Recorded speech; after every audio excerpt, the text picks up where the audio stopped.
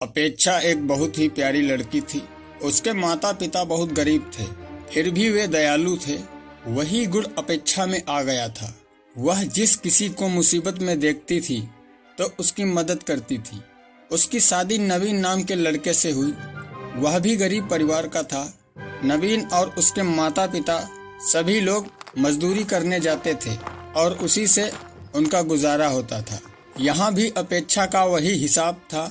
अगर कोई उसके पास मांगने आ जाता तो वह उसे दे देती थी। कभी कोई पड़ोसन आ जाती और कहती, बहन तुम्हारे पास थोड़ी चीनी होगी?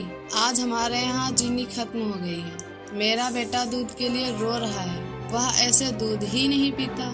तो वह उसको कटोरी में चीनी ऐसे ही दे देती है। कभी कोई और पड़ोसन आ जाती है और कहती है, बहू कुछ रुपए उधार दे दो, मैं बच्ची की दवा लेने जा रही हूँ, मेरे पास नहीं है, मैं तुम्हें वापस कर जाऊंगी बाद में। तो अपेक्षा दे देती थी। उसकी सास उसे डांटती, तुमने क्या धर्मशाला खोल रखा है? हम लोग कौन से अमीर हैं? कोई ना कोई तुमने मांगने चला आता है और तुम उसे दे देती हो।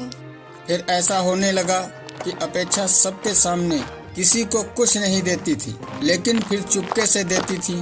पूरे मोहल्ले की औरतें जब इकट्ठा होकर बातचीत करती तो ऐसी बहू हमने कभी नहीं देखी, वह तो बहुत अच्छी है, इनके घर में तो लक्ष्मी आ गई है, लेकिन बेचारी बहुत तकलीफ भोग रही है। अपेक्षा के इस भावना से उसकी सास और नवीन उससे बहुत नाराज हो जाते थे। एक बार ऐसा हुआ कि लगातार पानी बरस रहा था। सब लोग मजदूरी करने गए। वे बाजार में खड़े थे और कोई काम नहीं मिल रहा था। फिर सब लोग लौट आए। सभी को काफी भूख लग रही थी।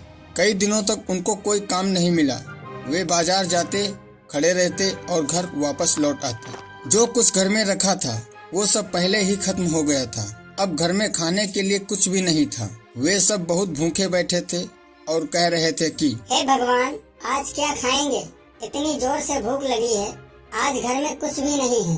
आज मजदूरी नहीं मिली तो आज खाना भी नहीं मिलेगा। यहाँ तो रोज कुआं खोदो, रोज पानी पियो, वही हालत है हम लोगों की। तभी उसकी पड़ोसन पुष्पा आ गई कुछ मांगने।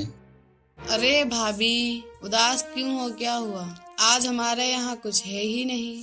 इतना सुनते ही पुष्पा अपने यहाँ गई और दाल चावल और सब्जी ले आई। अभी खाना बना लो, तुमने हमारी बहुत मदद की थी। अब अपेक्षा ने चूल्हा जलाया। पहले दाल चावल और सब्जी बनाई और रोटियां सेकने लगी। अम्मा जी आइए, खाना खा लीजिए। सब लोग खाना खाने के लिए बैठे ही थे कि बाहर से आवाज आई, क्या इस गरीब के लिए कुछ है? मैं बहुत जोर की भूखी हूँ। अपेक्षा ने बाहर निकल कर देखा तो एक बूढ़ी औरत खड़ी थी। बेटी, बहुत जोर की भूख लगी है, मुझे चक्कर आ रहा है, मुझसे चला ही नहीं जा रहा है, मुझे कुछ खाने के लिए दे दो बेटी। अपेक्षा चक्कर में पड़ गई। खाना तो थोड़ा सा ही है, जो इतने लोगों के लिए भी पूरा नहीं है। वह सोचने लगी, हे भगवान, क्या करूं? इन बूढ़ी औरत को खाना तो देना ही चाहिए। इतनी कमजोर हैं, भूखी भी हैं और कमजोर भी हैं। इन्हें खाना दिए बगैर मैं इन्हें कैसे लौटा? तब तक उसकी सास बाहर आकर बोली, खाना वाना कुछ नहीं है यहाँ। और बहू, तुम किवाड़ बंद कर दो, ज्यादा चक्कर में मत पड़ा करो। बेटी, मुझ पे थोड़ी दया करो, मैं बहुत दुखी हूँ। आज तो लगता है भूख के मारे आज मेरे प्राण निकल जाएंगे। ऐसा कहकर वह वहीं बैठ गई और आंसू बहाने लगी। अपेक्षा दौड़कर आई और अपने सास से बोली, अम्मा, उन्हें खाना दे दो, वो बहुत भूखी हैं। कहीं ऐसा ना हो उन्हें कुछ हो जाए। हमारी तुम्हें परवाह नहीं है, और वो भिखारन कहाँ से चली आई तो उसकी परवाह है। पर अम्मा, जरा सोचो, हमें भी तो 2 दिन हो गए हैं कुछ नहीं खाया है, हमको भी तो चक्कर आ रहा है। तो वह बूढ़ी महिला बाहर बैठकर रो रही थी। अब अपेक्षा से रहा नहीं गया। अब चाहे जो हो जाए, मैं उस बूढ़ी औरत को खाना जरूर खिलाऊंगी। वो थाली में खाना परोस कर ले आई और बूढ़ी औरत को दे दिया। वह औरत बहुत खुश हो गई और खाना खाने लगी। खाना बहुत स्वादिष्ट है, तुमने खाना बहुत अच्छा बनाया, तुम बहुत सुखी रहोगी। और खाना ले आओ बेटी, और ले आओ खाना। और खाना परोस कर ले आई। बूढ़ी महिला को पता नहीं कि कितनी भूख लगी थी। खाना खाती ही जा रही थी और मांगती ही जा रही थी, और ले आओ खाना। अपेक्षा दौड़कर अंदर गई और खाना ले आई। थोड़ी ही देर में दाल चावल की पतीली खाली हो गई। सब्जी रोटी भी वह खा गई। भूख से बिलबिलाते हुए नवीन ने देखा कि पतीली खाली पड़ी है और कुछ नहीं रह गया। उसमें नवीन को बहुत जोर से गुस्सा आ गया और उसने चूल्हे पर बर्तन फेंक मारा, जिससे चूल्हा टूट गया।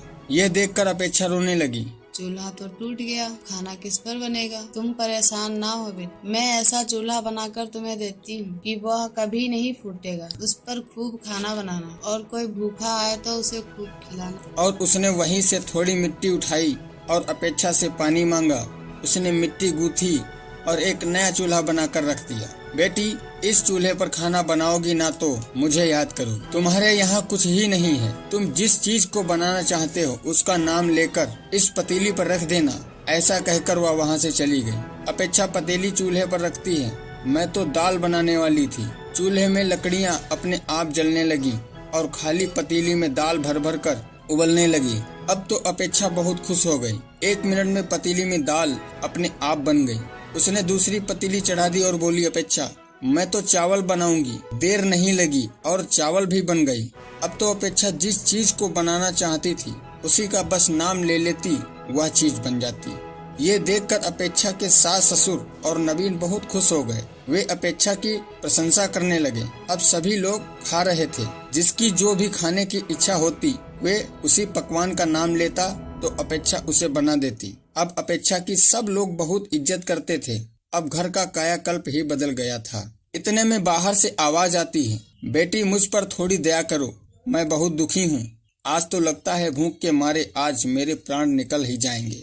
तो ऐसा सुनकर सभी घरवाले खुश होते हैं और अपेक्षा हमेशा की तरह उस मांगने वाले को खाना परोस कर दे देती है।